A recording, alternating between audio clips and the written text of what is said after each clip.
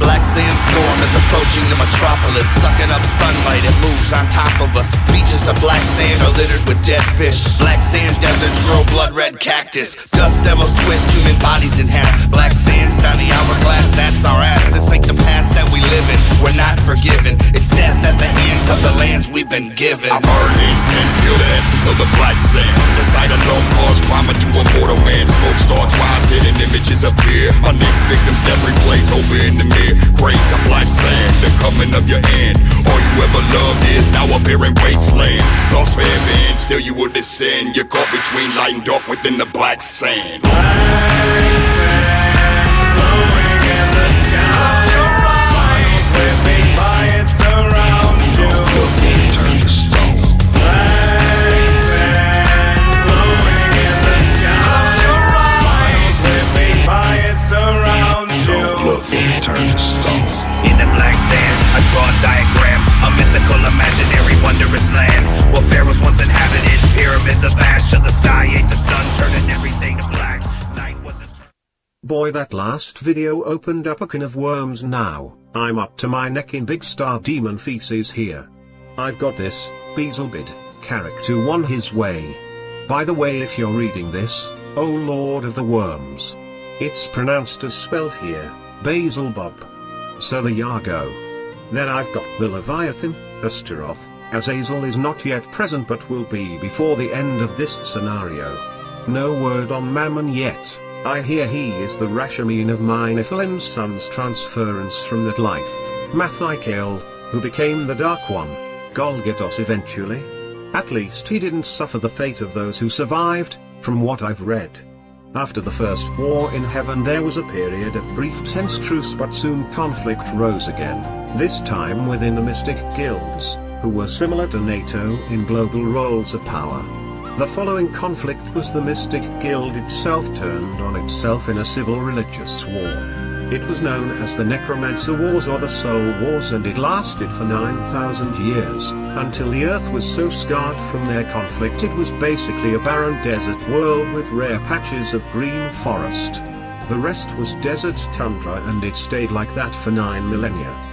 The last of the necromancers died 800 years before the vegetation began to return, and the new Adam, number 9, was made from the same genetic material as the one in Noah's tale when the Homo sapien species in the evolution of mankind first appeared from the forests of Mesopotamia, which was an oasis-like patch at first but grew into the large forest that stretched from there to the seashores.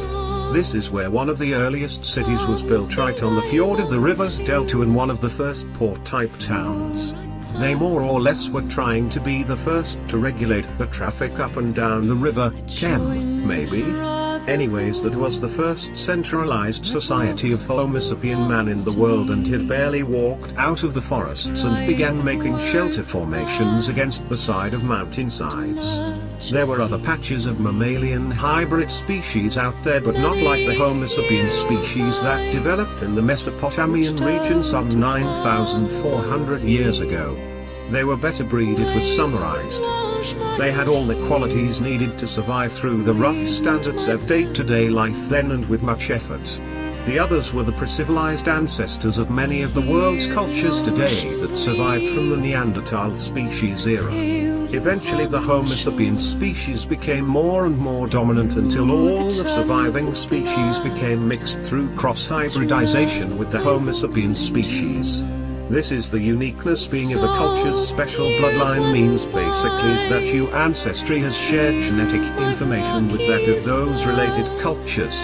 Some developed in different chromosome levels. The temperate climate zones effects would cause an influence on the chromosome's genetic material levels, causing physical and biological defenses and protection using cellular structure and biological functions adapted and built naturally by the body's acquired genetic data received from each parent.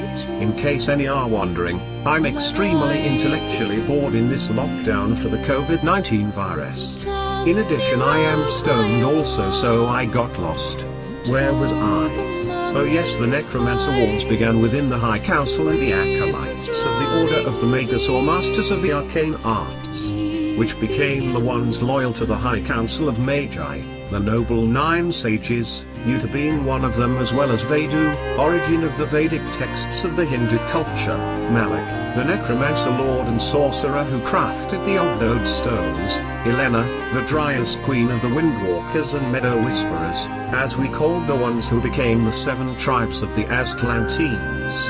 They migrated because of their shaman's warnings. They experienced in visions to multiple people that told of the coming cataclysm, but they were the earthborn ones. They aggressively kept to themselves, so no one believed them. Those are the only ones I remember with any detail of the Sage Council. The Order of the Magus was a totalitarian religious regime of elite sorcerers. They began trying to kill each other, first for beliefs, then for possessions, then they killed each other to survive as their magical wars left the mana pool dried up from their excessive use, which choked the world of the life it was able to sustain. Then came the Age of the Gods. Those that survived from those bloodlines and retained the knowledge of the magical power became the gods of the Homo sapiens species that had only spread halfway across the globe at this point. Those of the Old Kingdom died off during the mana drought once they were unable to maintain the elongated life with its energies any longer until only a few dozen existed worldwide. As the world recovered, so did the bloodline of the ancients, and the Titan Wars broke out against the last king, who was of the royal family bloodline of the Magus that ruled over their last kingdom, known as the Sons of the Light. He was deposed by his own son, but not by blood, but by taking the daughter of the king, and through their son's birth claimed the throne of the Sons of the Light, which began with the hunting any of their non-allied cultures and killing any who did not swear loyalty towards the Sun's rule. This was Chromos and his brethren conquering over chaos, or the spiritual forms of the Rashim as they labeled them as general reference. So with Kronos began the corrupted rule over the Homo sapiens species. He fell to the Olympian generation of their sons, overthrowing them in a similar fashion, but their focus was not just to kill them but eliminate the legends of history passed down that described them and any other trace of them and held in the Akashic archives of Avinus, the mystical citadel of magic, which was transferred to the city of Aztlan, which was transferred to Hyperborea, then to Alexandria's library, where it was mostly destroyed except for the few remaining religious icons of lore left. The hidden druidic mystic of wisdom encoded in plain popular cultural ancestral texts is one such example. Well, I guess that recaps the early human history that was forgotten to time, as they had no means to record or preserve the records, despite a great effort attempted throughout all these years to today's era. But the memories of the dead can provide a glimpse of that history, but lacks explanation of what occurs in the information extraction from the memory of the deceased. There is one thing about that method, a taboo if you will. The dead are very clear that when accessing information this way to only copy the information you gather from the dead. They do not take lightly to their memories being taken from them. Just something to keep in mind. Also that I have noticed many sorcerers' attempts to flee that era and have shown up in this one. More times than I can remember I've come across mystical oasis conjugations that appear mostly in the astral realm.